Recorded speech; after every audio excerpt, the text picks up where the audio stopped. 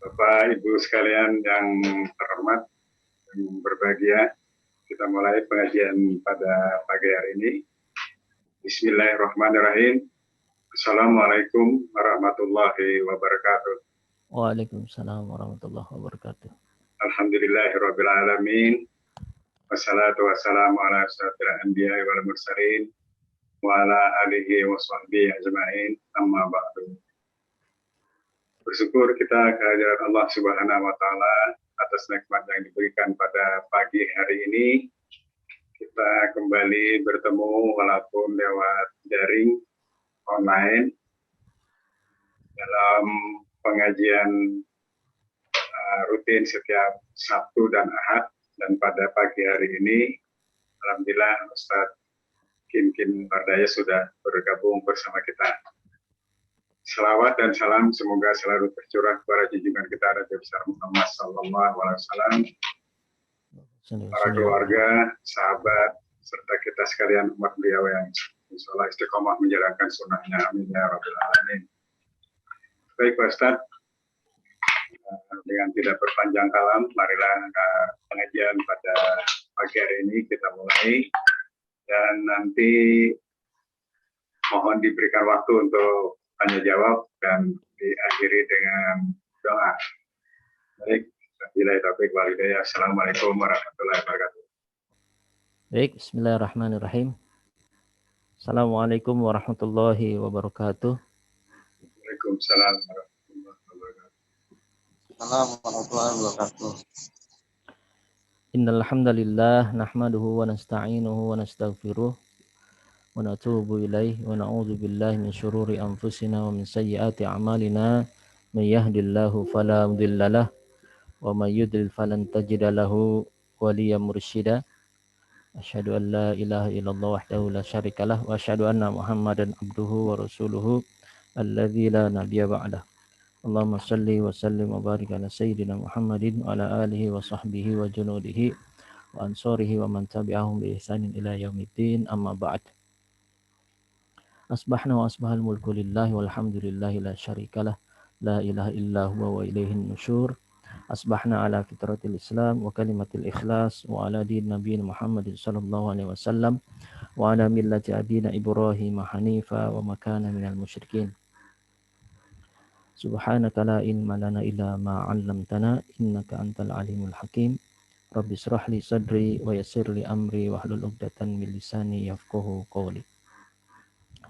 Jamaah yang dirahmati oleh Allah Subhanahu wa taala, segala puji hanyalah milik Allah. Atas segala karunia dan kenikmatannya kita bisa bersama-sama menjalankan berbagai aktivitas kebaikan. Dan tentunya pada kesempatan kali ini juga menjadi bagian dari niat baik kita untuk mendapatkan keridhaan dari Allah Subhanahu wa taala, yaitu hadir di dalam majelis ilmu. Semoga Allah Subhanahu wa taala memberikan ganjaran yang berlipat ganda kepada kita atas segala tadhiyah yang sudah kita berikan. Dan tentu kita berdoa melalui majelis ilmu ini Allah memberikan hidayah kepada kita hingga akhirnya kita benar-benar selalu berada di jalan yang lurus, selalu mendapatkan bimbingan dari Allah Subhanahu wa taala sampai dengan akhir hayat kita. Jamaah yang dirahmati Allah Subhanahu wa taala, sebab yang namanya hidayah ini bukan barang permanen ya, bukan sesuatu yang diperoleh tanpa perjuangan. Bukan sesuatu yang sifatnya instan gitu ya. Jadi kalau bisa dibilang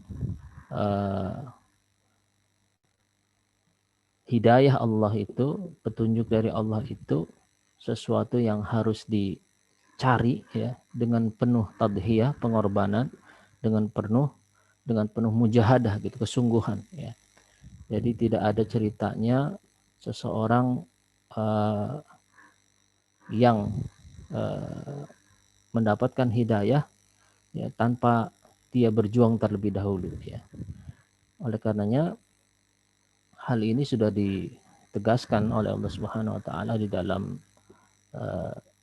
surat Al-Ankabut ayat terakhir itu, di mana Allah berfirman, a'udzubillahi minasyaitonirrajim, walladzina jahadu fina lanahdiyannahum subulana wa innallaha lama'al muhsinin. Di dalam ayat tersebut kata Allah, walladzina jahadu fina, dan orang-orang ya, yang bermujahadah ya, yang bersungguh-sungguh ya, fina di jalan kami ya, lanahdiyannahum subulana. Kalimat lanahdiyannahum ini dimulai dengan ada istilahnya itu lamnya lam taukid ya, lam penegasan, lam yang menunjukkan keniscayaan, kepastian. Jadi kata Allah, orang-orang yang bermujahadah, orang-orang yang bersungguh-sungguh ya, fina di jalan kami itu pasti ya atau niscaya ya kami berikan hidayah kepada mereka. Ya. Kepada apa? Lanahdiyannahum subulana. Kalimat Allah Subhanahu wa taala ini juga menggunakan kalimat jamak subulana, artinya kepada jalan-jalan kami. Ya. Dengan kata lain bahwa orang-orang yang sudah bersungguh-sungguh di jalan Allah itu akan mendapatkan hidayah dari Allah kepada jalan-jalannya yang yang sudah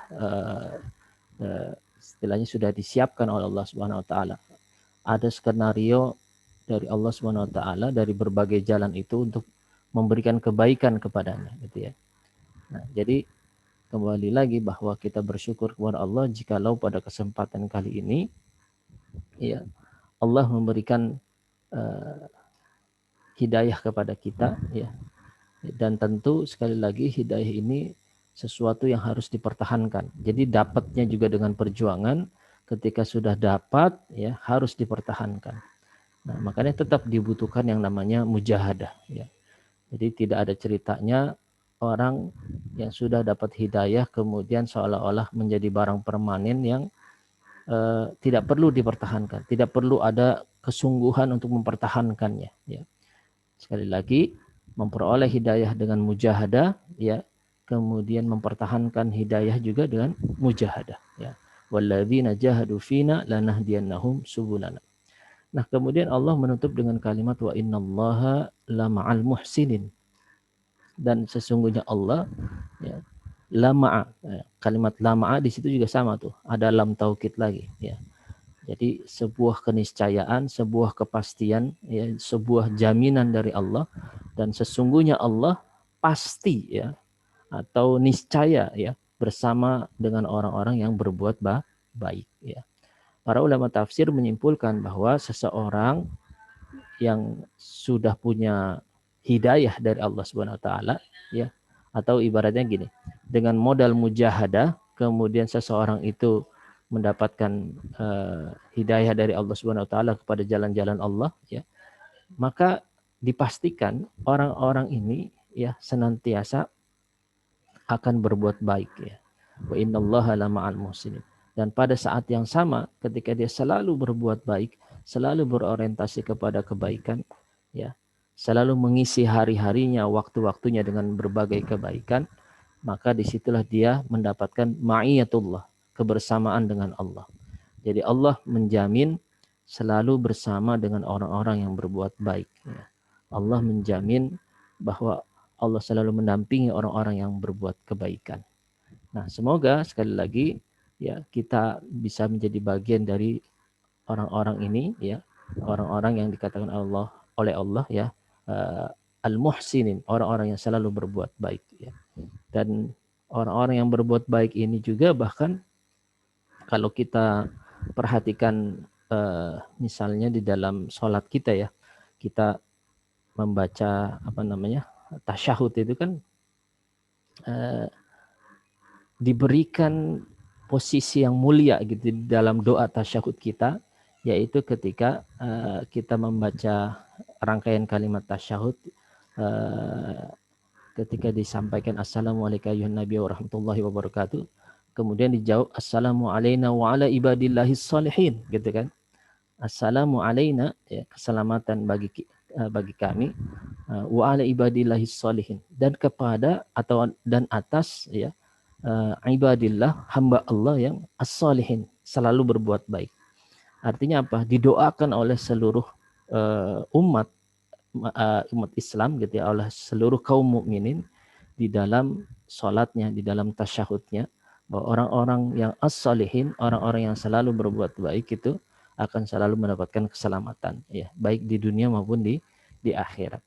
Nah, jadi mudah-mudahan majelis ilmu kita ini sekali lagi mengantarkan kita kepada hidayah Allah, dan ini bagian dari mujahadah kita. Jadi yang namanya ngaji itu memang butuh mujahadah, butuh kesungguhan ya. Begitu juga butuh pengorbanan, dan insya Allah semua pengorbanan kita, kesungguhan kita itu menjadi bagian dari amal soleh kita, dan Allah akan memberikan ya hidayah kepada kita, lanahdiyannahum subulana, kepada jalan-jalannya. Nah, kalimat subulana ini juga menunjukkan bahwa orang-orang yang mendapatkan hidayah dari Allah itu ya akan diberikan kemudahan kepada jalan-jalan Allah dari berbagai bidang gitu, atau dari berbagai sisi. Artinya kalau misalnya dari sisi dia punya kesulitan dalam hal ekonomi gitu ya, maka yang dimaksud lanahdiyannahum subulana, maka Allah akan memudahkan jalan rizkinya gitu ya. Begitu juga kalau misalkan dia sedang belajar, dia sedang menuntut ilmu, dia sedang sedang sekolah, sedang kuliah gitu ya, yang rasa-rasanya sulit ya mencapai nilai yang baik misalnya, maka dengan mujahadah tadi, lanahdiyannahum subulana, maknanya adalah Allah akan mudahkan dia di dalam belajarnya, Allah akan mudahkan dia di dalam kuliahnya, dalam sekolahnya ya, untuk mendapatkan nilai yang terbaik dan seterusnya. Atau misalkan dalam hal dalam hal pendidikan, dalam hal ekonomi ya. Kemudian dalam hal misalnya urusan keluarga misalnya, dia lagi ada masalah dan seterusnya, maka dengan mujahadah lanahdiyannahum subulana, maknanya adalah Allah akan ya berikan solusi kepada urusan rumah tangganya dan seterusnya, berbagai hal. Jadi subulana di sini menunjukkan berbagai sisi kehidupan. Allah akan berikan hidayah kepada orang tersebut, Allah akan berikan solusi kepada orang tersebut ya, sebagaimana janji Allah di ayat yang lain, wa may yattaqillaha yaj'al lahu makhraja, gitu kan. Dan barang siapa yang bertakwa kepada Allah, maka Allah akan berikan kepadanya, Allah akan jadikan baginya makhraja ya, jalan keluar dari segala permasalahan hidupnya, dari segala problematika hidup yang dia hadapi ya. Nah, demikian juga misalnya dalam hal katakan majelis kita pagi hari ini ya, di dalam hal majelis ilmu ini ya, sekali lagi ini menjadi salah satu jalan-jalan Allah ya, untuk bisa kita mendapatkan hidayah dari Allah, dan kemudian bisa jadi seluruh permasalahan hidup kita, dengan kita mengorbankan waktu kita ya, pikiran kita, tenaga kita untuk duduk di majelis ilmu, Allah akan berikan solusi dari permasalahan hidup kita ya. Wallahu a'lam bishawab. Semoga Allah Subhanahu wa taala sekali lagi menguatkan kita ya, menguatkan iltizam kita, kemudian memberikan dorongan yang kuat kepada kita untuk termotivasi ya di dalam menuntut ilmu ya, bermujahadah, bersungguh-sungguh ya, untuk senantiasa belajar ya dinullah ya, belajar tentang agama Allah, sehingga insya Allah kita menggenggam hidayah ini sampai dengan akhir hayat kita ya. Allah menunjukkan kita kepada jalan yang lurus sampai dengan kita menemui ajal kita ya. Baik, jamaah yang dirahmati oleh Allah Subhanahu wa taala, kita lanjutkan ya kajian kitab Al-Mustakhlas fi Tazkiyatil Anfus ya, karya Syekh Sa'id Hawa ya. Jadi kalau ada komentar ataupun ada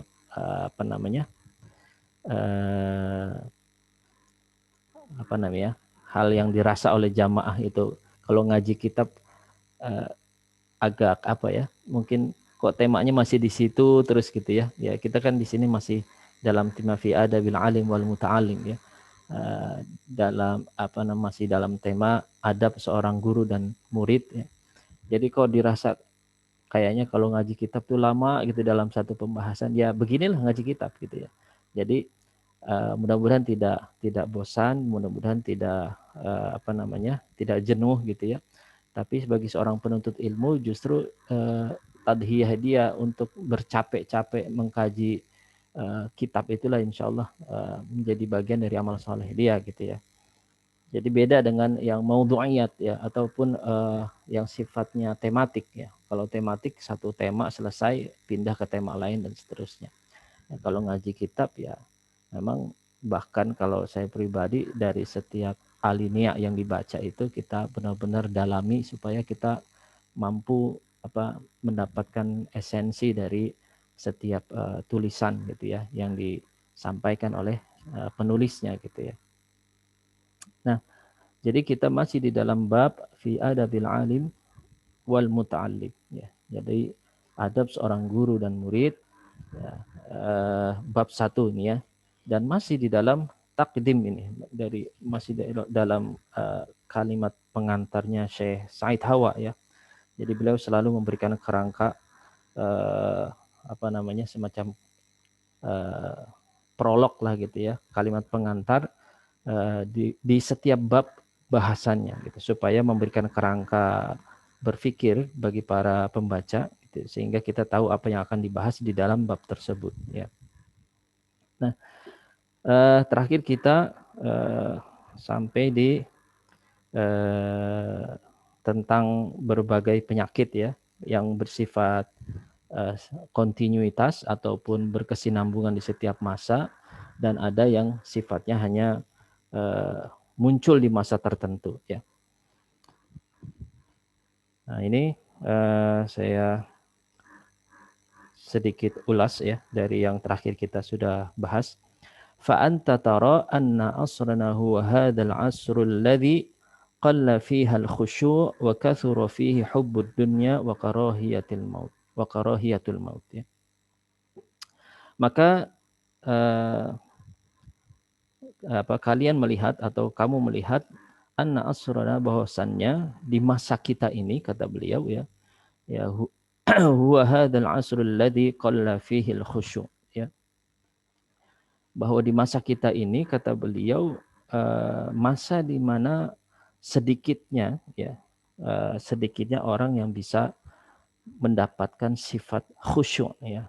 Kita sudah pernah bahas al-khusyuk di sini adalah memiliki ketundukan hati. Jadi seseorang yang mampu beramal soleh ya, mampu berbuat baik, mampu beribadah kepada Allah dengan penuh kekhusyuan.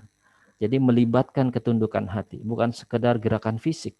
Ya, jadi salatnya, tilawahnya, zikirnya dan semua ibadahnya itu ya dilakukan dengan penuh ketundukan hati. Jadi ada penyertaan, ada pelibatan hati kita di dalam setiap ibadah kita, di dalam setiap amal soleh kita.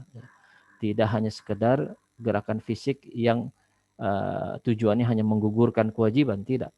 Tapi punya impact yang besar, punya dampak yang besar kepada ya mentalitas kita, ya. Begitu juga nanti berujung kepada ya suluk kita, perilaku kita. Ya.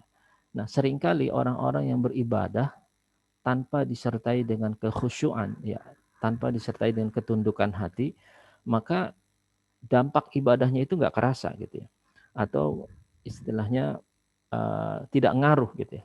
Betapa banyak orang yang terlihat sholatnya rajin ya, rajin ke masjid, rajin sholat, rajin ngaji, tapi dosanya juga ataupun maksiatnya juga tetap jalan gitu kan, atau bisa dibilang rajin juga bermaksiat gitu ya. Ya, jadi ada istilah dulu tuh STMJ gitu kan, sholat terus, maksiat jalan gitu. Jadi selepas sholat ya dia bermaksiat lagi. Nah, kenapa bisa demikian? Padahal kata Allah inna sholata tanha anil fahsyai wal munkar gitu. Sesungguhnya sholat itu mencegah dari perbuatan fahsya, perbuatan dosa besar, perbuatan fahsya itu sesuatu yang menghinakan gitu ya. Jadi dosa yang bikin malu lah gitu ya. Jadi tanha anil fahsyai wal munkar ya. Jadi perbuatan-perbuatan yang memalukan, perbuatan-perbuatan dosa terutama dosa besar gitu ya, wal munkar, dan berbagai hal yang bersifat kemungkaran. Jadi kalau sholat kita tidak bisa mencegah fahsya dan mungkar, ya, tidak bisa mencegah perbuatan keji, perbuatan yang menghinakan, ya, perbuatan dosa-dosa terutama dosa besar gitu ya, dan kemungkaran, berarti kan ada tanda tanya, kenapa kok nggak berimpact? Nah sebenarnya karena kita belum khusyuk gitu ya, karena kita belum melibatkan hati kita di dalam ibadah-ibadah kita, atau kita belum optimal ya, belum optimal di dalam menyertakan ya peran hati kita di setiap amal-amal yang kita lakukan gitu ya. Ya, di setiap ibadah yang kita lakukan kepada Allah Subhanahu wa taala. Jadi al-khusyuk itulah kuncinya. Ya, makanya kan di dalam surat Al-Baqarah ayat 238 ketika Allah memerintahkan kita menjaga betul salat-salat kita itu, ya, di ujungnya itu waqumu lillahi qanitin, ya, dan tegakkanlah salat itu dengan qanitin, dengan khusyuk ya. Maknanya sebenarnya meskipun qanitin di situ adalah lebih kepada khusyuk secara lahiriah gitu ya, artinya gerakannya harus benar-benar tumakninah gitu ya, kemudian bacaannya benar-benar baik, sempurna dan seterusnya, rukun-rukunnya juga ditegakkan dengan baik dan sempurna ya. Tetapi akan lebih sempurna lagi al-qanitin di sini adalah menyertakan kehadiran hati kita ya. Jadi ketika Allah mengatakan hafizu 'alas salawat was salatil wusta wa qumu lillahi qanitin, yang dimaksud adalah bagaimana di dalam setiap salat kita pelihara salat-salat kita pelihara ibadah-ibadah kita itu disertai dengan kekhusyuan yang maknanya adalah melibatkan hati ya. Jadi adanya ketundukan hati. Ya, salat secara fisik sempurna, secara rukun juga sempurna ya, gerakannya sempurna, bacaannya sempurna dan seterusnya, tanpa disertai dengan ketundukan hati, tanpa disertai dengan kehadiran hati kita di dalam setiap ibadah dan amal-amal kita kepada Allah Subhanahu wa taala, maka tadi tidak akan memberikan dampak yang signifikan kepada perilaku kita. Tidak akan memberikan pengaruh yang besar kepada kepribadian kita ya. Makanya tadi ada istilah sholat terus maksiat jalan gitu ya. Karena sholatnya tidak berdampak kepada dirinya ya. Yang penting kewajibannya sudah gugur gitu kan. Yang penting dia sudah sholat. Jadi asal sholat ataupun bisa dibilang asal gugur kewajibannya ya. Sudah ngaji, yang penting sudah sholat, yang penting sudah zikir. Tapi tanpa memberikan impact ataupun dampak yang besar kepada perilaku dan kepribadiannya. Nah, jadi kembali lagi kata Syekh Said Hawa ya, bahwa ini adalah permasalahan yang kita rasakan di zaman kita ya. Jadi sedikitnya kekhusyuan ya. Wa katsura fihi hubbud dunya wa karahiyatul maut ya. Sebaliknya kita perhatikan di zaman kita ini begitu banyak atau begitu dominan ya, penyakit yang kemarin sudah atau di pertemuan terakhir atau di pertemuan sebelumnya pernah kita bahas, yaitu al-wahan ya, yaitu apa? Hubbud dunya wa karahiyatul maut. Jadi cinta dunia dan sangat amat takut mati gitu ya. Ya, jadi karahiyah itu kan kebencian yang sampai melahirkan ketakutan gitu ya. Jadi benci banget sama kematian, takut banget sama kematian ya. Ada sebuah tulisan di sebuah kitab yang pernah saya baca ya, dialog antara dunia dan antara kehidupan dan kematian gitu ya, ataupun antara dunia ya, kehidupan di sini merepresentasikan kehidupan dunia maksudnya ya, kemudian dengan al-maut, dengan kematian. Jadi kehidupan dunia ini bertanya kepada kematian. Dia bertanya, kenapa manusia begitu membencimu gitu ya. Maksudnya kenapa manusia begitu membenci kematian? Maka al-maut menjawab, maka kematian menjawab, karena kata dia, kalimatnya kalau pertanyaan utuhnya, kenapa manusia begitu membencimu dan begitu mencintaiku? Ya. Jadi kenapa manusia begitu membenci kematian dan mencintai kehidupan dunia? Ya. Jawab kematian, ya, karena ya, kamu adalah fata morgana yang indah, ya, sedangkan aku adalah kenyataan yang pahit. Gitu. Jadi kamu adalah fata morgana yang indah, sedangkan aku adalah kenyataan yang pahit. Jadi maksudnya adalah ya disadari atau tidak bahwa kebanyakan manusia atau bahkan dominasi manusia ya mencintai dunia, ya, mencintai kehidupan dunia. Padahal kehidupan dunia ini adalah fata morgana. Kehidupan dunia ini adalah sementara, ya, tidak abadi. Ya. Sedangkan kematian adalah sebuah kenyataan, artinya sebuah kepastian yang akan kita dapati, yang akan kita jumpai, yang akan kita rasakan. Ya. Tetapi disitulah sesuatu yang kita tidak sukai, makanya dikatakan kenyataan yang pahit. Jadi kematian itu adalah sebuah kenyataan yang pahit bagi manusia yang sangat mencintai dunia. Kenapa? Karena di saat dia menikmati kehidupan dunia, ya, ketika mendapati kematiannya, maka dia akan terpisahkan dengan kenikmatan dunia itu. Maka dia akan meninggalkan kehidupan fana dia itu. Maka dia akan pergi dari fata morgana itu menuju kepada keabadian, yaitu kehidupan akhirat. Ya. Setelah kematian itu kehidupan yang nanti akan kita hadapi, yaitu kehidupan akhirat. Ya.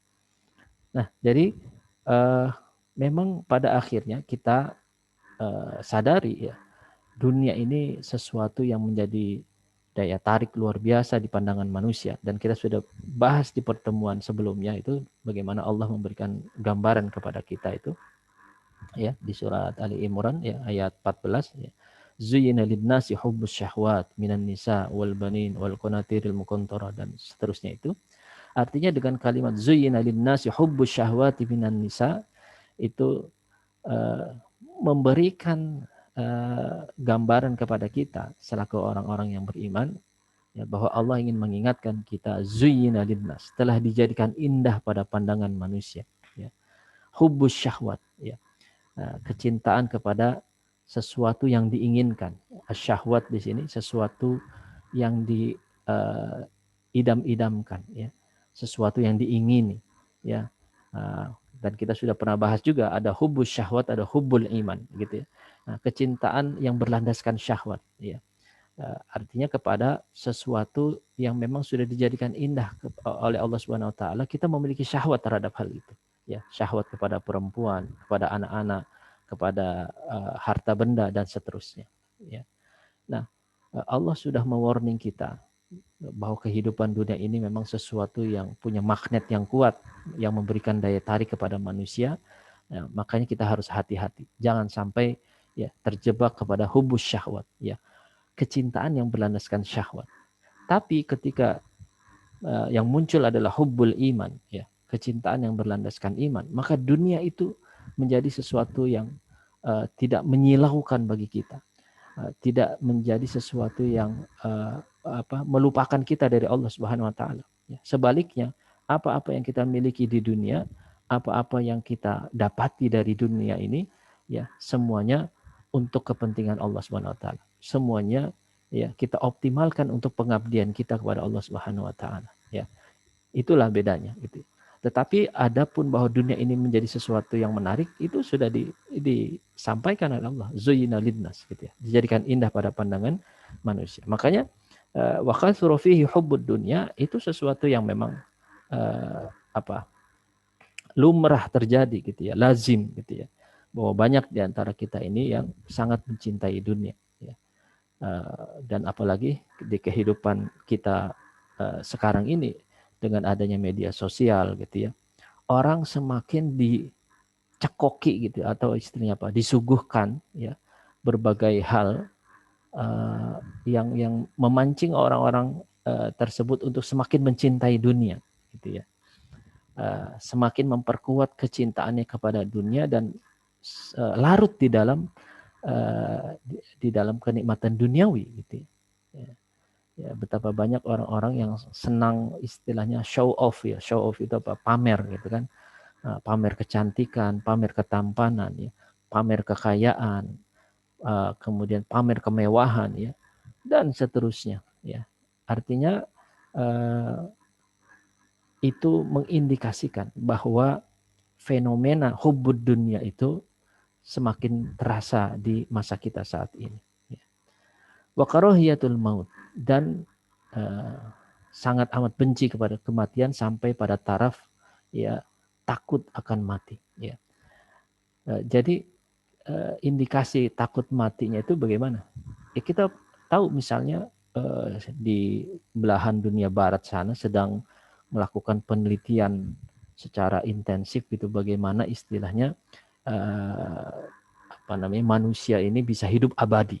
Bahkan muncul ide gila gitu ya, istilahnya melakukan cloning yang istilahnya kalau jasad yang ini yang sekarang ini kita pakai istilahnya nanti meninggal atau wafat gitu ya, nggak bisa diini lagi. Tapi seluruh memori kehidupannya itu direkam dalam sebuah alat.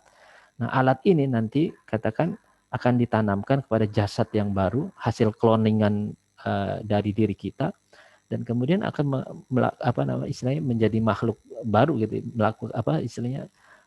mengalami kehidupan baru gitu ya.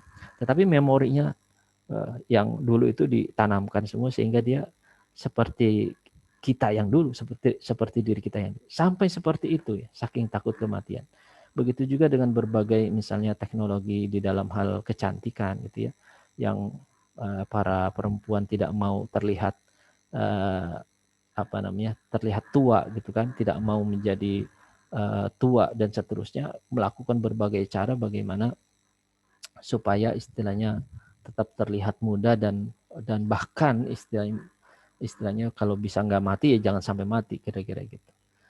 Ya berbagai hal. Ya jadi itu berbagai indikasi yang menunjukkan bahwa kebanyakan di antara kita itu memang memiliki ketakutan yang luar biasa kepada kematian. Ya. Takut akan mati. Ya. Sangat amat benci kepada kematian. Ya bahkan misalnya kalau bicara dalam hal pengajian saja, ya. Kalau kita membahas tentang zikrul maut, misalkan mengingat kematian, ya betapa banyak yang alergi gitu membahas tentang zikrul maut. Ya, dianggap terlalu horor gitu ya, terlalu mengerikan sehingga memudarkan obsesi duniawinya gitu kan, bikin nggak semangat di dalam mengejar kehidupan gitu. Ada yang berpikir seperti itu. Padahal kata Nabi ya justru itulah obat mujarab bagi seorang mukmin ya, bahwa ketika dia larut dalam kehidupan duniawi, bahwa ketika dia sudah mulai terjebak kepada hubbud dunia, kecintaan kepada dunia yang luar biasa, ya makanya di dalam hadis Nabi dikatakan akfiru, ya perbanyaklah oleh kalian, ya akfiru, ya perbanyaklah oleh kalian mengingat sesuatu yang akan meluluh lantakan berbagai kenikmatan, yaitu apa? Yaitu kematian. Akfiru hadhimil ladzat ya'nil maut, ya. Akfiru hadhimil ladzat ya'nil maut. Perbanyaklah oleh kalian mengingat mengingat sesuatu yang akan meluluh lantakan al-ladzat. Al-ladzat itu maksudnya kelezatan duniawi gitu ya. Ya'nil maut, yaitu kematian. Maka seharusnya bagi seorang mukmin ketika dia mendapati dirinya sudah ada indikasi kecintaan yang begitu kuat kepada dunia, ya. Indikasinya bagaimana? Indikasinya adalah obsesi yang begitu kuat kepada sesuatu yang bersifat duniawi, misalnya mengejar harta dan terus harta gitu ya. Dan di sisi lain dia lalai kepada kewajibannya kepada Allah Subhanahu wa taala, ya. Ngajinya sudah mulai ditinggalkan, ya. Salatnya sudah mulai telat-telat gitu kan. Sudah mulai tidak merasakan kenikmatan di dalam beribadah, ya. Begitu juga kalau berzikir maunya buru-buru aja gitu ya, dan seterusnya. Itu indikasi bahwa dia sudah mulai tidak menikmati ibadahnya, tidak lagi merasakan ingin berlama-lama dengan Allah Subhanahu wa taala, sebaliknya bawaannya ingin berlama-lama dengan urusan dunianya. Nah, itu sudah ada indikasi hubbud dunia.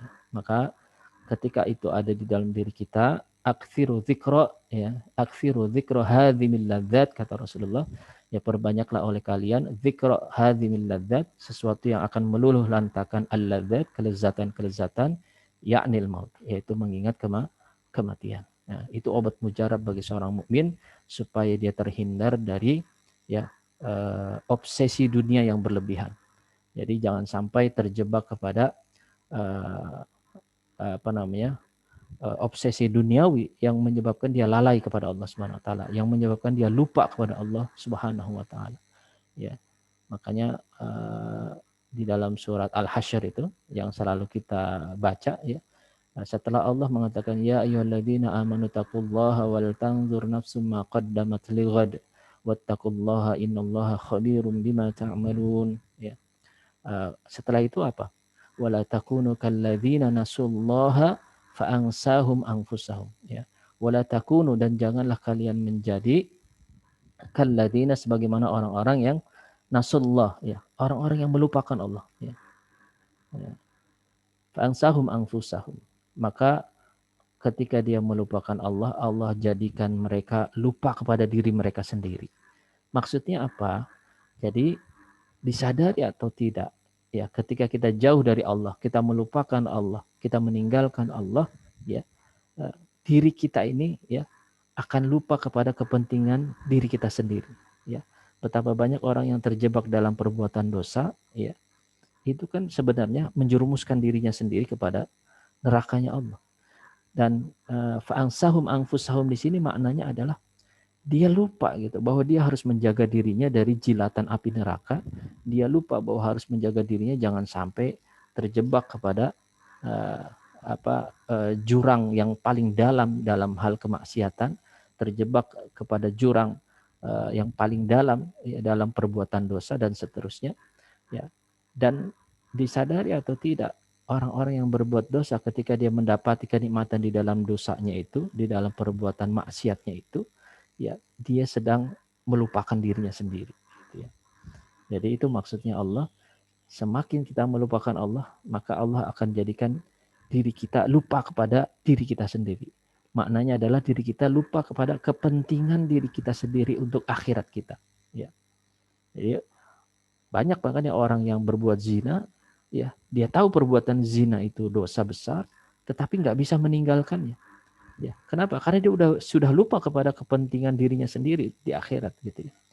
Bagi dia, ya, istilahnya yang di depan mata dia saat itu adalah kenikmatan duniawi, yaitu berbuat zina. Begitu juga orang yang senang korupsi, begitu juga orang yang senang merampok, gitu, ya. Begitu juga orang yang senang mabuk-mabukan dan seterusnya, gitu, ya. Larut di dalam kemaksiatannya, larut di dalam perbuatan dosanya, ya, yang itu mengindikasikan dia semakin jauh dari Allah Subhanahu wa taala, ya. Semakin dia melupakan Allah, fa'ansahum anfusahum, maka Allah akan menjadikan mereka lupa kepada diri mereka sendiri, ya. Nah, ini adalah fenomena yang ada di zaman kita, kata beliau, ya. Ya, fal'alimul ladzi la yanjahu fi izalati hadhihi al-amradi hazzuhu minat tajdidi qalil, ya. Nah, kemudian beliau menyinggung bahwa seorang alim, ya, seorang guru, ya, yang tidak berhasil la yanjahu fi izalah, ya, tidak berhasil di dalam mengentaskan ataupun mengobati, gitu, ya, ataupun juga memberikan solusi dari penyakit tersebut, ya.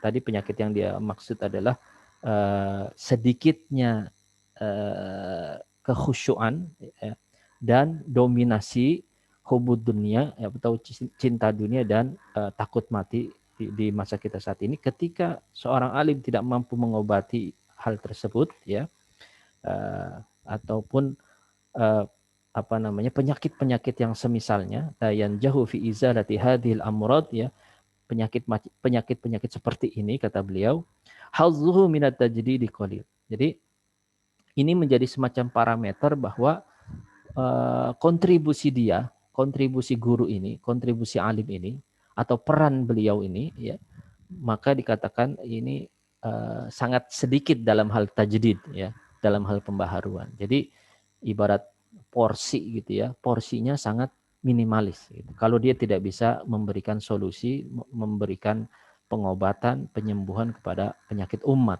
gitu ya. Makanya kata beliau, fala budda lil alim an yamtalika nasiyatal qudrah.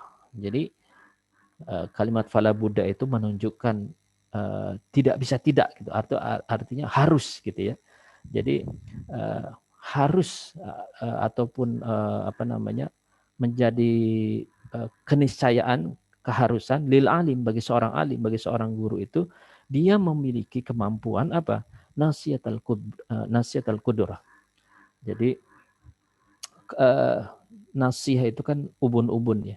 Jadi kalau dianalogikan maksudnya nih seorang alim itu harus punya kemampuan ya menggenggam ubun-ubun ibaratnya gitu ya, menggenggam ubun-ubun permasalahan itu untuk bisa dicabut dari umat gitu ya. Jadi kalau umat kita ini istilahnya ada masalah yang dihadapi gitu oleh umat yang tadi misalnya hubbud dunya wa karahiyatul maut. Nah, seorang alim itu bagaimana dia punya kemampuan ya katakan menggenggam ubun-ubun penyakit tersebut dan kemudian menariknya dari umat sehingga umat terbebas dari permasalahan tersebut, dari penyakit tersebut. Ini hanya kaidah balaghah saja ya. Jadi untuk menunjukkan begitu pentingnya bagi seorang alim punya kemampuan memberikan solusi kepada penyakit-penyakit umat gitu ya. Ya, ala mithli hada ya, sebagai tadi ya, semisal yang seperti tadi, bihaitsu yuhissu bidzalika kullu man tatallama alaihi. Jadi ini menjadi ukuran ataupun parameter sukses tidaknya seorang guru ya. Kalau dia punya kemampuan apa istilahnya memberikan solusi ya, atau istilahnya tadi kalau nasihatul qudrah itu kemampuan memegang ubun-ubun permasalahan. Jadi inti masalahnya itu dia tahu sehingga dia bisa memberikan solusinya gitu ya. Nah, ini menjadi ukuran atau parameter sesuatu yang dirasakan oleh orang-orang yang belajar kepadanya atau yang dirasakan oleh murid-muridnya. Jadi kalau itu tidak muncul, tidak ada dampaknya kepada murid-muridnya, maka dikatakan sekali lagi peran dan porsi si alim ini dalam hal tajdid, dalam hal pembaharuan umat, ya bisa dikatakan sangat amat minimalis gitu ya. Bahasanya beliau ya sangat sedikit gitu. Atau bahkan bisa dibilang ya apa ya, keberadaan alim ini tidak memberikan pengaruh kepada umat gitu jadinya. Jadi kan ya, ilmu yang dia miliki, kemudian kesolehan yang dia miliki, begitu juga apa namanya apa istilahnya kekuatan ruhiyah yang dia miliki itu tidak memiliki asar, tidak memiliki pengaruh kepada umat gitu, kepada jamaahnya, kepada masyarakatnya gitu ya. Nah, ini yang sangat disayangkan. Jadi sekali lagi memang tuntutan ya bagi seorang alim ini punya kemampuan menterapi gitu ya, menterapi umat dari berbagai penyakit yang dihadapinya. Wal alimud da'iyah alaihi an yurattiba jalasatul wa'zi wa jalasatul ilmi wa jalasatut tazkiyah. Nah, bagi seorang alim yang dai, maksudnya seorang alim yang punya visi dakwah yang kuat gitu ya, seorang alim yang dai semestinya dia menyusun berbagai jalasat, berbagai majelis itu ya. Ada majelis wa'zi, majelis nasihat ya, wa jalasatul ilmi, majelis ilmu, wa jalasatut tazkiyah, dan majelis tazkiyah. Wa qad yastati'u damja ba'din bi ba'din ya. Nah, dan diperbolehkan juga atau bisa juga gitu ya, dia memiliki kemampuan untuk bisa apa namanya mengkolaborasikan ataupun memadukan satu dengan yang lainnya. Jadi bisa juga jalasat tadi ya, majelis nasihat, majelis ilmu, majelis tazkiyah itu boleh-boleh saja istilahnya dikombinasi, ya. Waqad yukhassisu lil wa'zi jalsatun ya.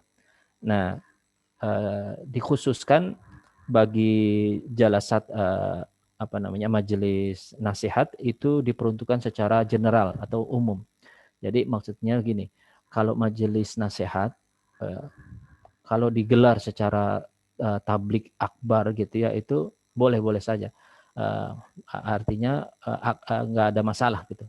Ya, tetapi kalau nanti bagi jalsat yang lain ya bisa jadi tidak efektif gitu. Jadi maksudnya bahwa kalau yang bersifat nasihat itu digelar secara general stadium ataupun dibuat dalam hal yang masa besar gitu ya, itu nggak masalah dan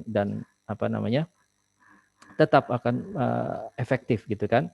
Tetapi kata beliau walitazkiyati jalasat khassah ya. Jadi kalau konteksnya adalah majelis tazkiyah ataupun pertemuan khusus dalam hal tazkiyah itu harus dibuat secara khusus gitu ya. Kenapa? Karena kita ini ingin istilahnya menyucikan jiwa orang-orang gitu ya.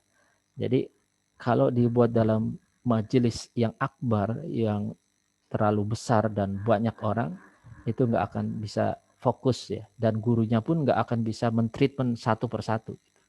Makanya dalam konteks tazkiyah, majelis tazkiyah itu akan lebih khusus ya, akan lebih istilahnya minimalis gitu ya.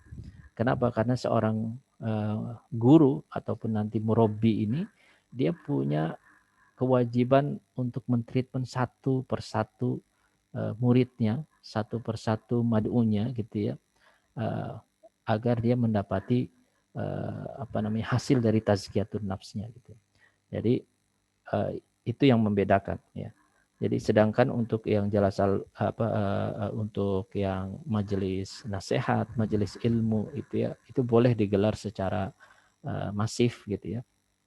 Ini pandangan beliau ya. Yakunu fiha dzikru wa mudzakarah fardiyah atau jama'iyah yuqra'u fiha ma huwa aliku biha ya. Jadi di dalam majelis tazkiyah itu nanti ya ada kegiatan zikir bersama gitu ya. Kemudian ada kegiatan muzakarah baik fardiyah maupun jamaiyah dan seterusnya yang mendukung proses tazkiyatun nafs. Artinya dalam majelis tazkiyah itu benar-benar istilahnya mendapatkan dampak yang kuat, yang besar kepada proses penyucian jiwa semua jamaah yang hadir di dalamnya. Sudah habis ya? Sudah syuruk ya? Baik, Pastor, mungkin oh ya, maaf. Ya, diberi kesempatan dari jamaah atau kawan-kawan kalian untuk silakan. Saya kasihkan, nggak ngeliat jam. Baik Bapak-Bapak, Ibu sekalian yang dirahmati Allah, kami persilahkan untuk mengajukan pertanyaan kalau ada yang mau ditanyakan. Baik, boleh Pak Yasid. Assalamualaikum warahmatullahi wabarakatuh. Waalaikumsalam warahmatullahi wabarakatuh. Pak Ustadz, kenalkan Supriyadi Pak Ustadz. Ya. Jamaah Al-Fitrah juga, cuma ini pakai melalui Zoom. Saya ingin bertanya ya, seperti mukadimah yang tadi Pak Ustadz ceritakan dari awal itu adalah hidayah ya. Setiap manusia itu punya hidayah, itu hasil kerja keras, usaha, sehingga dapat hidayah. Adapun kayak yang setahu juga, adapun ada orang mendapat hidayah yang tiba-tiba ya kalau nggak salah ya. Nah yang saya ingin tanyakan, ini kan media berkembang pesat. Ada atau mungkin kalau orang Islam suka munculkan orang yang dari non Muslim masuk Islam ya. Terus orang yang non Muslim masuk, yang Muslim masuk ke non Muslim. Ada suatu berita namanya, saya sebut aja, namanya Lukman Sardi. Mungkin masih keluarganya Idris Sardi. Dan memang dalam keluarga itu agamanya majemuk. Ya, udah umur 50-an atau 60 itu sekarang. Dan itu muncul di berita-berita ini karena tadi berita-berita saya bilang ini selama ini ada orang munculkan orang yang masuk dari Islam masuk Kristen, orang Kristen masuk Islam atau agama lain masuk Islam. Nah, ini fenomena ini. Nah, orang ini setelah umroh, si Lukman Sardi ini, setelah umroh malah dia balik masuk Kristen. Nah, kan aneh. Nah, gitu. Tapi banyak yang komentar yaitu pilihan. Nah, yaitu pilihan. Nah, kan ini hidayah lagi nih. Terus yang berikutnya, kebetulan saya juga baca-baca selanjutnya, itu istrinya non Muslim, mungkin karena cantik, kan dia juga naik umroh itu karena dia dapat penghargaan dari mungkin suatu produser atau apa gitu loh. Nah terus dia dapat pengajian dari ustadznya ini. Ustadz kadang-kadang apanya nih mungkin tidak gamblang, tidak menceritakan seperti yang ada bapak tadi di ayat berapa tadi itu, yang 100 berapa itu dapat hidayah. Itu ustadz menceritakan bahwa setiap orang non Muslim itu udah pasti masuk neraka. Itu dia di benaknya itu terus. Nah itu dia mungkin dia mau mencari. Nah itu fenomena apa yang kayak begini ini? Kasihan kan sudah tadinya Muslim, itulah makanan Muslim ini ada yang dari KTP, dari apa, yaitu apa hidayah mungkin karena dia berusaha belajar, baca-baca atau mendekati, dan lama-lama dia masuk Islam. Nah fenomena ini yang gimana kayak macam orang ini Pak Ustadz ini, kasihan kan sudah tadinya Islam, terus mungkin dapat Ustadz yang kurang begitu memahami semua baik itu hadis atau Al-Quran. Nah itu karena intinya non Muslim pasti masuk neraka. Nah itu yang nah itu yang saya kasihannya itu sudah pulang umroh malah masuk ke Kristen, kan lucu. Harusnya orang umroh dapat daya itu. Nah seperti yang kita doakan setiap saya maaf juga dalam bahasa Indonesia, ya Allah matikan aku dalam keadaan Muslim, dalam usul khotimah, dan gabungkanlah kepadaku para nabi dan rasul. Jika engkau mencabut rohku, cabutlah dengan lemah lembut. Kan itu harus yang kita suka ucapkan. Nah, jadi mati dalam keadaan Muslim. Kalau kayak begini, gimana kayak gitu? Makasih Ustadz, terima kasih. Assalamualaikum warahmatullahi wabarakatuh. Waalaikumsalam warahmatullahi wabarakatuh. Iya, jadi tentang hidayah ya.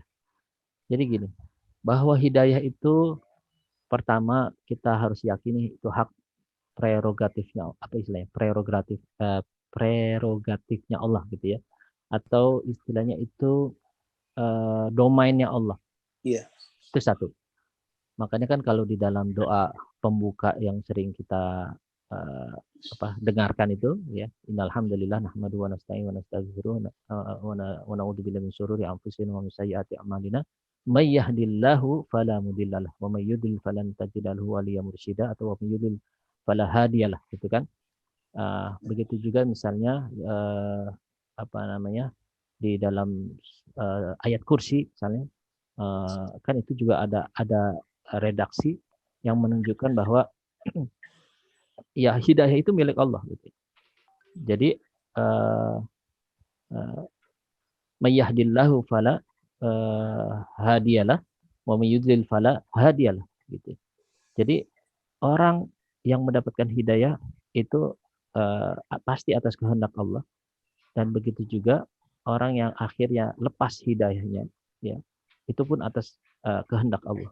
Jadi yang pertama yang harus kita yakini, hidayah itu milik Allah. Sekali lagi, hidayah itu milik Allah, bukan milik ustadz, bukan milik syekh, bukan milik siapapun, sehebat apapun dia tidak bisa memberikan hidayah kepada umat gitu ya. Itu satu. Yang kedua ya, bahwa manusia hanya bisa menjadi, ataupun istilahnya seorang ustadz, seorang guru ya, seorang syekh gitu, hanya bisa menjadi media turunnya hidayah ya. Makanya yang dia lakukan hanyalah istilahnya memberikan nasihat, memberikan katakan pencerahan, memberikan arahan gitu kan, agar umat itu mendapatkan hidayah dari Allah. Makanya kalimat di dalam hadis itu, la ayyahdiyallahu bika rajulan wahidan khairul laka minad dunya wa ma fiha, atau dalam redaksi yang lain khairun min humurin ni'am ya. Jadi kita ini ataupun siapapun kita ya, terutama bagi seorang guru, bagi seorang ustadz, bagi seorang kiai, ya, dan orang-orang yang bertugas menyadarkan umat, ya, tidak bisa memberikan hidayah kecuali dengan izin Allah. Makanya kita hanya bisa menjadi perantara atau media turunnya hidayah dari Allah Subhanahu wa taala. Itu yang kedua. Kemudian yang ketiga, ya, konteks ayat tadi itu hanya ingin menegaskan bahwa hidayah itu bisa didapat dengan cara mujahadah. Surat Al-Ankabut tadi yang saya sebutkan, surat Al-Ankabut ayat terakhir, ayat 69. Ya. Jadi bahwa orang-orang, ya, yang ingin mendapatkan hidayah Allah, ya, dia bisa mendapatkan hidayah Allah itu dengan cara bermujahadah, bersungguh-sungguh. Ya.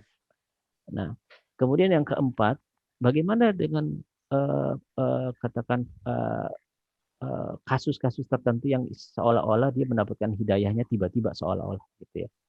Jadi gini, pada hakikatnya Allah punya kehendak, Allah punya ketentuan, dan Allah punya rencana, gitu. Kalau memang orang itu sudah masuk di dalam qadarullah, ketentuan Allah bahwa dia akan mendapatkan hidayah, maka Allah akan mencari skenarionya sendiri bagaimana caranya Allah jadikan hidayah itu turun kepadanya. Makanya kita tahu misalnya sosok Umar bin Khattab yang begitu benci kepada Islam, yang begitu benci kepada Rasulullah, bahkan punya niat ingin membunuh Rasulullah, ya. Tetapi karena memang karena memang sudah masuk di dalam istilahnya qadarullahnya, nanti dia akan masuk ke dalam Islam dan mendapatkan hidayah dari Allah, maka Allah sendiri yang menentukan skenarionya.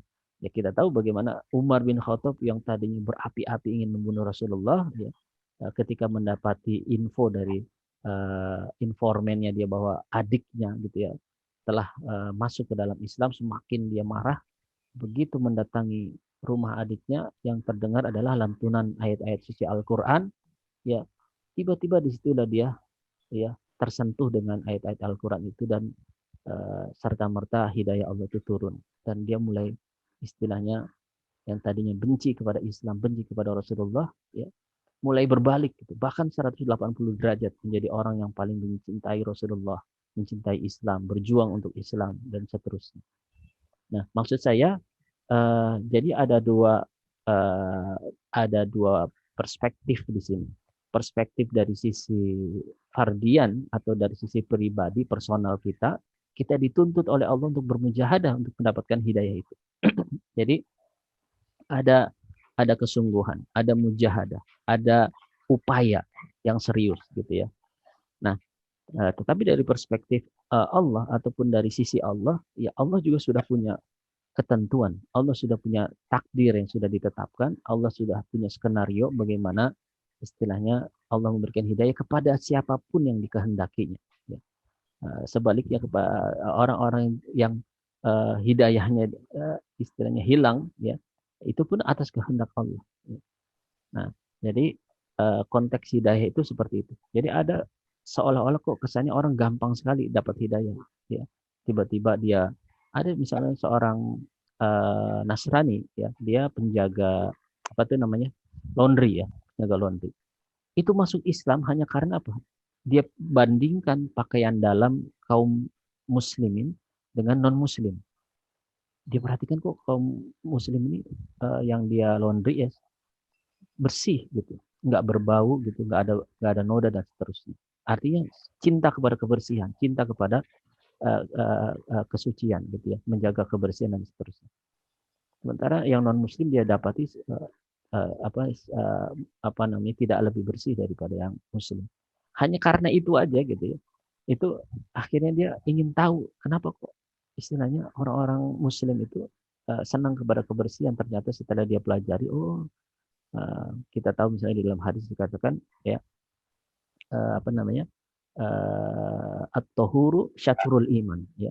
Kebersihan itu sebagian dari iman.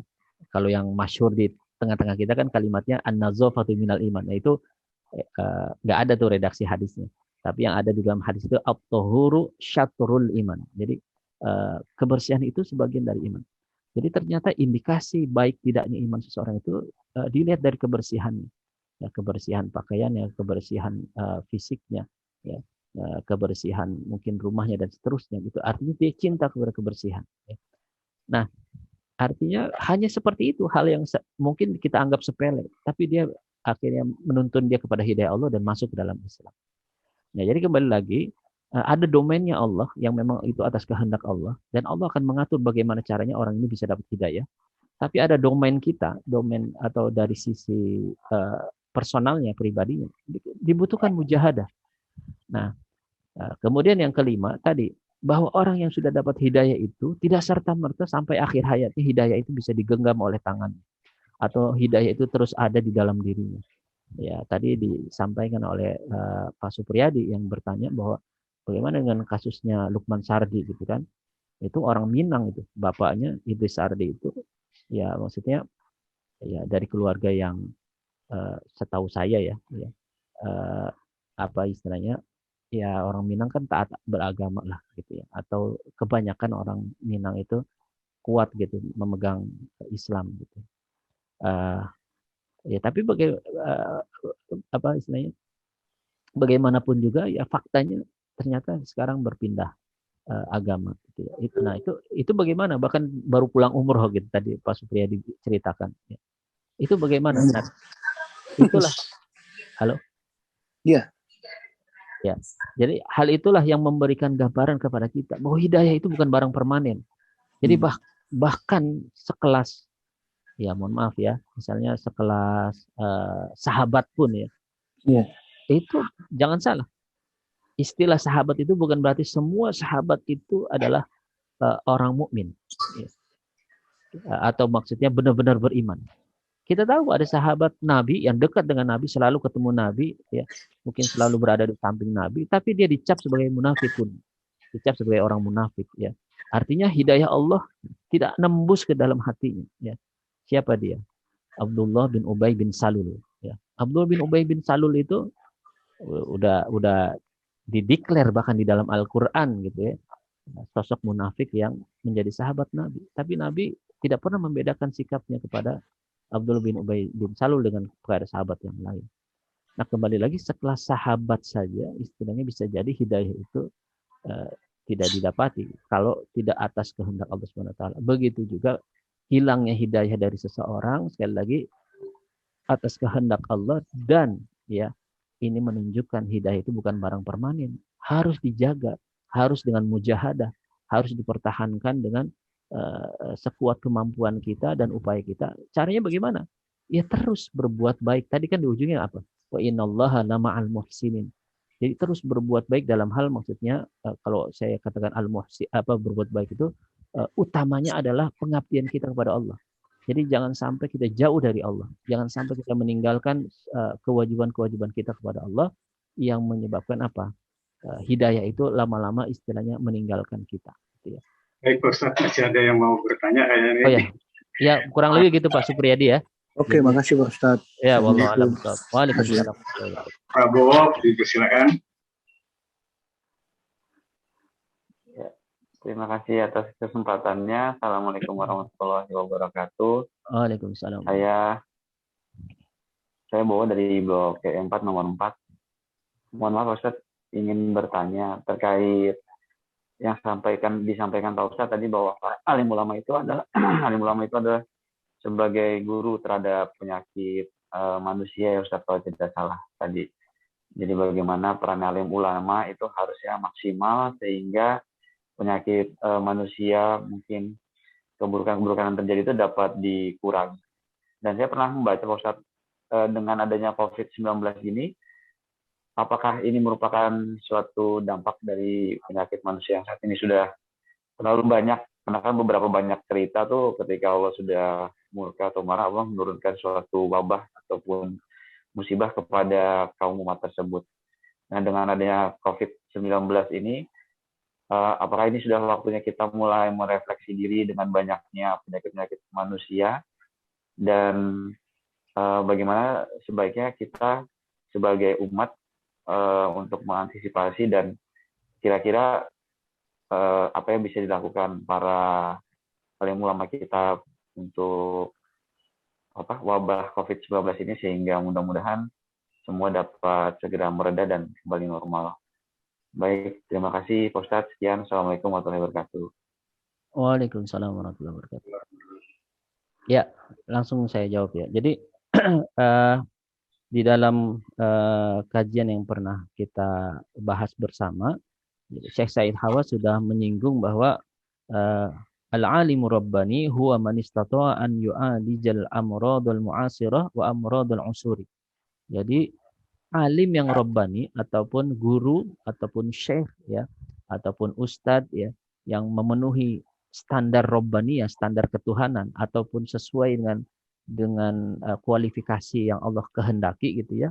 Dia semestinya memiliki kemampuan katanya an yu'alijal amrad ya, untuk mengilat, untuk memberikan solusi, untuk mengobati ya berbagai penyakit baik yang al-mu'asirah kontemporer ataupun yang wa amradul usuri ataupun yang berlaku sepanjang masa. Jadi intinya adalah memang seorang ustadz, seorang alim ulama gitu ya, dibutuhkan menjadi apa istilahnya terapis gitu ya, ataupun menjadi dokter bagi penyakit umat yang merajalela gitu.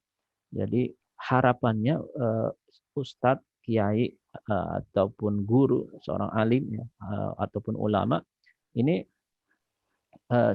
harus ikut andil gitu ya terhadap permasalahan yang ada di masanya ataupun yang berlangsung sepanjang masa, dan itu menjadi ukuran kesuksesan beliau di dalam melakukan tajdid atau pembaharuan umat gitu ya. Nah, ini pandangan Syekh Said Hawa. Jadi maksudnya semestinya begitulah seorang guru, seorang alim, seorang ulama gitu ya. Tapi kalau misalkan istilahnya ditanyakan apakah menjadi kewajiban gitu ya, ataupun harus seperti itu. Ini kan bicara ideal, idealnya begitu, gitu ya. Nah, kenapa? Karena kalau ulama tidak bisa memberikan solusi kepada permasalahan umat, ya berarti dia tidak bisa merepresentasikan atas istilah ulama itu sendiri. Ulama itu kan jamak dari alim, orang yang berilmu. Dengan ilmunya itu dia bisa mengobati berbagai penyakit umat, gitu ya. Jadi ya harapannya memang ulama itu bisa berperan demikian, menjadi pemberi solusi, memberi terapi kepada penyakit-penyakit umat, gitu ya. Nah, terus tadi pertanyaan yang kedua terkait apakah wabah COVID-19 ini karena sudah merajalelanya ya berbagai dosa dan kemaksiatan di tengah-tengah kita, gitu ya, sehingga kita harus merefleksi diri dan seterusnya tadi yang disampaikan, ya jawaban saya kalau kita mengingat di dalam surat Al-Anfal gitu ya, wattaqu fitnatan la tusibannal ladzina zalamu minkum khassah ya. Jadi kata Allah Subhanahu wa taala, dan takutlah ya akan sebuah ujian yang tidak hanya menimpa orang-orang yang beriman saja gitu, orang-orang yang taat saja secara khusus gitu ya. Mohon maaf, orang-orang yang berbuat maksiat saja atau orang-orang yang berbuat zalim saja secara khusus, tetapi akan dirasakan oleh semua, termasuk orang-orang yang beriman, gitu ya. Nah, jadi kalau bisa dikatakan apakah COVID-19 ini bagian dari teguran Allah atau bahkan ada yang mengatakan bukan hanya sekedar teguran, tapi kayak bala yang Allah turunkan atas perbuatan dosa dan maksiat yang umat manusia lakukan, ya bisa jadi gitu ya. Tapi pada akhirnya kita harus lihat dari perspektif mana dulu. Kalau dari perspektif bagi seorang mukmin, setiap musibah itu, ya saya pernah bahas di pertemuan sebelumnya, kehendak Allah adalah la'allahum yarji'un, agar mereka itu kembali kepada Allah. Jadi maksudnya kadang Allah kangen sama orang-orang beriman gitu kan, kok istilahnya nih nggak dekat sama Allah ya, semakin jauh dari Allah, makanya diturunkan musibah. Nah, musibah itu harusnya menjadikan orang-orang beriman kembali kepada Allah, mendekat kepada Allah, merapat kepada Allah ya. Nah, artinya itu semacam teguran dari Allah ya.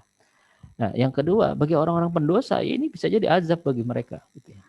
Bahwa dosa yang mereka perbuat itu menjadikan Allah murka dan Allah turunkan azab yang tidak hanya dirasakan oleh mereka sendiri tetapi oleh seluruh umat manusia gitu ya. Wattaqu fitnatan la tusibanna alladziina zalamu minkum khassah ya. Itu menunjukkan bahwa ketika bala bencana itu turun ya, bukan hanya pendosanya yang kena, bukan hanya yang berbuat maksiatnya yang kena, yang berbuat zalimnya yang kena, tapi orang-orang baik pun yang ada di situ kena. Bedanya yang pendosa ini sebagai azab bagi dia ya, di dunia ya. Bagi orang-orang yang beriman ya, itu sebenarnya bagian dari rahmat Allah, kasih sayang Allah. Kenapa?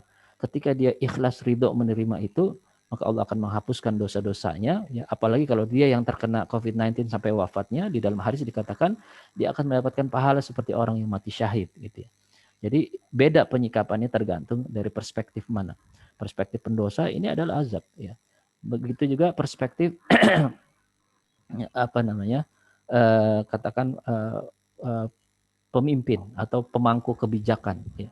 Ini apa? Bisa jadi teguran keras gitu kan. Begitu juga ujian yang berat bagi para umara gitu ya.